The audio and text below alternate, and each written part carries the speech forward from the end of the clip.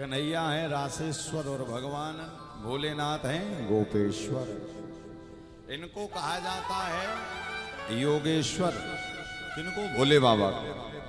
और कन्हैया को कहा जाता है योगेश्वरेश्वर, यानी योगियों के भी योगी यदि कोई है तो कन्हैया है, और भगवान महादेव योगेश्वर है। तो भैया ऐसे हमारे भगवान शिव, जिसका कण कण में वास है, जीव मात्र के अंदर जो धड़कन बनकर धड़क रहा है, वही तो मेरा महादेव है।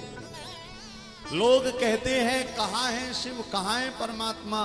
भैया आपके अंदर जो धड़कन बनकर धड़क रही है, वही तो मेरा महादेव है। देखिए, विचार करिए, जो जीव के अंदर चैतन्य सत्ता चल रही है, डॉक्टर स्टेथोस्कोप से चेक करता है ना, हाँ चल रही है बीट, और वो बीट जो हार्ट बीट है जरा भी असंतुलित हो जाती है, जरा भी इम्बैलेंस हो जाती, तो डॉक्टर साहब कहते हैं बीमार पड़ गए। कहने का मतलब शिव का अर्थ है जो जीवन में संतुलन बनाकर रखता है, जो जीवन में बैलेंस का काम करता है, वो शिव है। और जब तक आप शिव से नहीं जुड़ेंगे तब तक जीवन में बैलेंस आने वाला नहीं। संतुलन जीवन में बहुत जरूरी है। किसी भी प्रकार का संतुलन हो, चाहे वो परिवार का हो, चाहे वो पुत्रों का हो, चाहे वो धन का हो, चाहे वो मन का हो, हर प्रकार से जब संतुलित जीवन रहता है तभी आपका भक्ति में भी मन लगता है। देखिए ना, भगवान की कथा सुनने वही आ पाया ना जिसके जीवन में संतुलन है। भाई भक्ति करना भी, आप के मन में यदि कोई टेंशन चल रहा है और आपको कोई संगी पकड़ा दे कि भगवान का अभिषेक करो, नहीं कर पाओगे, क्यों? दिमाग बार बार वहीं जाएगा। भले आप कितना भी, आपका दिमाग बार बार वहीं। तो सबसे बड़ी कृपा तो बाबा की है कि भैया भगवान ने हमें कोई ऐसा टेंशन नहीं दिया कि हम काशी ना आ पाए। क्या काशी आ गए बिना टेंशन के, कथा सुन रहे, कोई टेंशन नहीं, तब तो यहां बैठे। और यहां बैठे हैं, कोई टेंशन नहीं, तो अब 8 दिन बाद या जब आगे जीवन में भी तो महादेव ऐसी कृपा करेंगे कि जीवन में बैलेंस बना रहेगा। और हर चीज का बैलेंस होना जीवन में बहुत जरूरी, तभी तो लाइफ सेट रहती, वरना अपसेट हो जाती। कहते हैं ना, सब चीज सेट है, sofa set, TV set, remote set, mobile set, double bed set, किंतु दिमाग से अपसेट, तो फिर क्या मतलब? और सब चीज अपसेट रहे किंतु दिमाग से यदि सेट है तो सब सेट हो जाता है। इसी कारण भैया जीवन में सब कुछ सेट करना है तो आपको शिव से जुड़ना ही पड़ेगा, शिवार्चन करना ही पड़ेगा, शिव पुराण की कथा सुननी ही पड़ेगी। कोई और चारा नहीं। विचार करो, जो धड़कन बनकर धड़क रहे हैं वो ही तो शिव है। और आपने देखा ना, जब शिव शरीर से निकल जाता है तो घर वाले कहते भैया मिट्टी हो गया, जल्दी ले चलो जलाओ, अब कोई काम का नहीं बचा। जब तक शिव है तब तक आपकी भी आरती होती, आपकी भी पूजा होती, आपकी भी बात मानी जाती है। आप कब तक किसी के पति हो, किसी के पुत्र हो, जब तक आपके अंतःकरण में धड़कन रूपी शिव बसा है। और जहां भोले बाबा से कनेक्शन कटा, लोग कहते भैया बोले चलो शमशान। क्यों? अब बाबा निकल गए, बाबा की भूमि पर ले जाकर फिर आपको भस्म कर दिया जाता। इसी कारण ये शिव जो हमारे अंतःकरण में धड़कन चल रही है, शिव पुराण कह रही वो ही तो शिव है। क्या? इसी कारण देखिए, भगवान शिव विभू हैं, ब्रह्म हैं, व्यापक हैं। लिखा हुआ है तस्मात्ते निष्कले लिंगे नराध्यांते सुरेश्वरहा। शिव पुराण में आई बात। क्या लिखा है?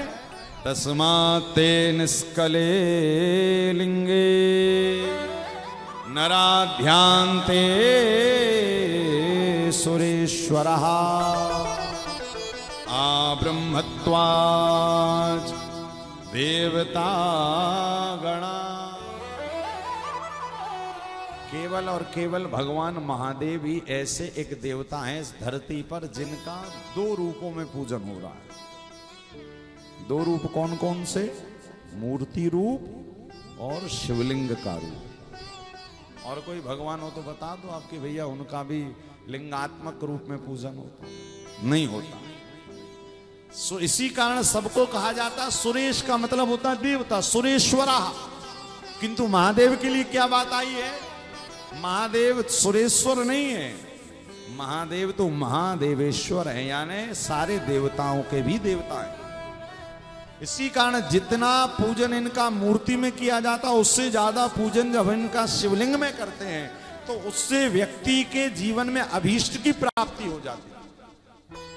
आप देखिएगा, आपको कहीं शंकर जी की मूर्ति लगी मिल जाए, विग्रह, तो आपके अंदर ज्यादा ऐसा नहीं भाव तो पैदा होगा, प्रणाम तो करेंगे, किंतु जब आपको कहीं बाबा का शिवलिंग दिखाई पड़ेगा ना तो आपका मन करेगा एक लोटा जल मिल जाता तो चढ़ा देते बाबा, 5 बेलपत्रियां मिल जाती तो आनंद आ जाता, जरा दूध मिल जाता तो आनंद आ जाता। क्यों? क्योंकि वो शिवलिंग साक्षात ज्योतिर्स्वरूप है, साक्षात शिव है, और वो आपको अपनी ओर खींचता है। जो बेलपत्र हम चढ़ाते ना, बेलपत्ती, अभी कहीं कथा में हमारे पास एक प्रश्न आया था, बोले महाराज शिवजी पर बेलपत्र ही क्यों चढ़ता है? तो उसका एक बहुत बड़ा कारण है, वैज्ञानिक कारण भी है, आध्यात्मिक तो है ही, वैज्ञानिक कारण है कि जो शिवलिंग का आकार होता है ना उसमें बहुत सारी सकारात्मक ऊर्जाएं रहती हैं। ऐसा नहीं कि केवल 12 ज्योतिर्लिंगों के शिवलिंग ही सिद्ध हैं। श्री शिव महापुराण में लिखा हुआ है कि लिंगम तस्यैव पूजायाम सर्व देशेषु सम्मतम तस्यैव सकल त्वाच तथा सकल निष्कलम। यानी यदि आपके घर में छोटे से नर्मदेश्वर महादेव भी बैठे हैं क्या, और उनका रोज पूजन हो रहा है, तो कहते हैं कि 1 महीने के अंदर उनके अंदर देवत्व प्रकट हो जाता है अपने आप। वैसे तो नर्मदेश्वर महादेव साक्षात ही शिव हैं, तो यदि आपके घर में भी नर्मदेश्वर है ना तो समझ जाइए कि वो साक्षात शिवालय है। किंतु वहां शास्त्रिक बात कहते हैं क्या कि घर पर यदि नर्मदेश्वर है, घर पर यदि लड्डू गोपाल जी है, कोई भी मूर्ति यदि आपके घर पर है तो आप नियम से उनका प्रतिदिन पूजन करिए, नियम से। लिखा है यदि 15 दिन से ज्यादा दिन तक आपने पूजन करना बंद किया ना तो मूर्तियों से देवत्व अपने आप चला जाता है। इसी कारण ज्यादा दिन तक घर में मूर्ति हो, शिवलिंग हो, बिना पूजन के नहीं रखना चाहिए, 15 दिन तक अधिकतम। इसी कारण इतना कभी गैप मत करो। इसी कारण हमारे यहाँ पर शास्त्रों ने नियम बनाया है प्रातः काल उठकर पंचदेव उपासना जरूर करिए। आप घर पर सूतक पातक इत्यादि लगा हुआ है तब तो आपको विचार करना है, तो उसमें भी देखो नियम है, 10 दिन 12 दिन 13 दिन में पूजन शुरू हो ही जाता है। अधिकतम शास्त्रों में कहा 15 दिन तक।